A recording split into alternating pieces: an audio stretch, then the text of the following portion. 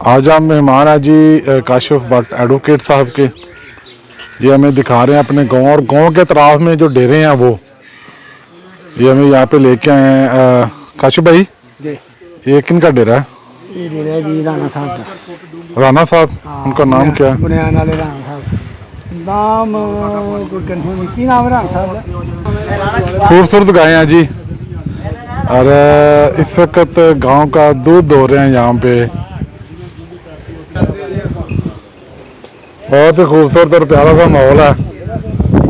Board की छाँव है, ठंडी छाँव होती है इस दरख्त की और इसके नीचे लोग बैठे हैं, जानवर बैठे हैं। क्या बात है जी,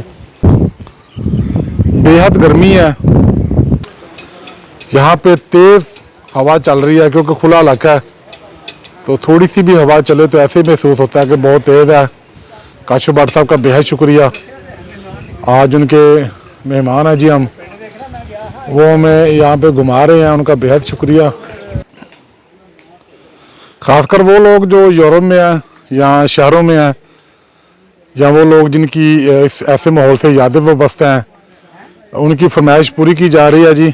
वो अक्सर कहते हैं हमें कोई ऐसी वीडियोस दिखाएं, ऐसी जगह लेके जाएं जो खुला माहौल हो, देहात का माहौल हो।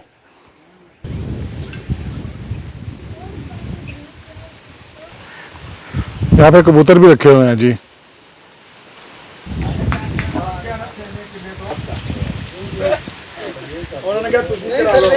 ਉੱਥੋਂ ਟੈਕਸ ਸ਼ੁਰੂ ਕਰ ਦੇ। ਬਸ ਠੀਕ ਹੈ ਨਾ, ਸਿਆਣੇ ਜਦੋਂ ਹੋਈਏ ਫਿਰ ਇਹੀ ਹਾਲ ਹੁੰਦਾ। ਤੁਸੀਂ ਸਹੀ ਆ ਗਏ।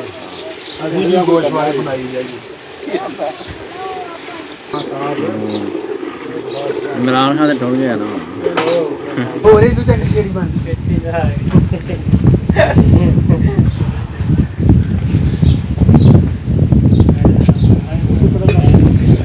ਆ ਮੁੰਡੇ ਦੀ ਤਸਵੀਰ ਖਿੱਚ ਕੇ ਨਾ ਬਾਹਰ ਭੇਜਦੇ ਨੂੰ ਲੈ ਜਾਂਦੇ।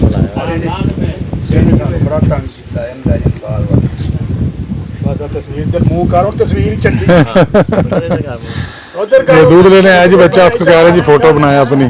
चल तस्वीर के माशाल्लाह खूबसूरत है जी। आ जाना मुंडा अरे पांडा तार चौक के पाया तो ते मजे की गालो वही काम ही है। लो ये आप देख रहे हैं जी, छोटा सा हौज बनाया है जानवरों के लिए ताकि जानवर बड़े मज़े से यहाँ पे नहा सकें, मौजे मार सकें।